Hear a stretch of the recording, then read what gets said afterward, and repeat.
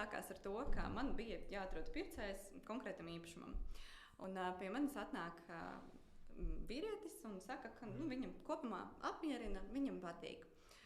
Es saku, ļoti labi, tad mēs varam virzīties uz darījumu pusi. Un viņš teica, jā, mēs varam, bet būtu ļoti labi, ka mana sieviete, mana mīļākā, arī varētu atnākt apskatīties šo dzīvokli. Es saku, jā, protams, mēs droši varam to visu organizēt.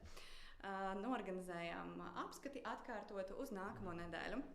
Atbrauc šis pats pircējs ar savu dāmu. Viņš ļoti, ļoti jauki iepazīstina ar šo jauko dāmu.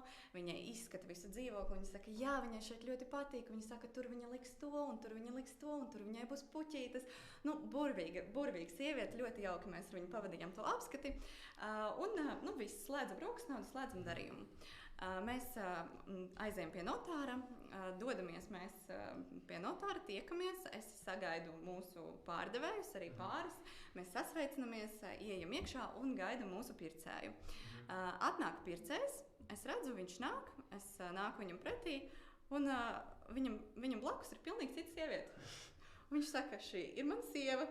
Un tā nav tā pati sieviete, kas skatījās ar viņu dzīvokli. Okay. Tā ir pilnīgi cita sieviete. Mēs ejam iekšā, un es viņu arī tā stādu priekšā maniem klientiem, pārdevējiem. Es saku, šī ir mūsu klienta sieva.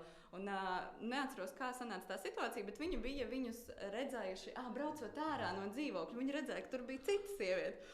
Un mani klienti pārdevēji ir nelielā neizpratnē par to.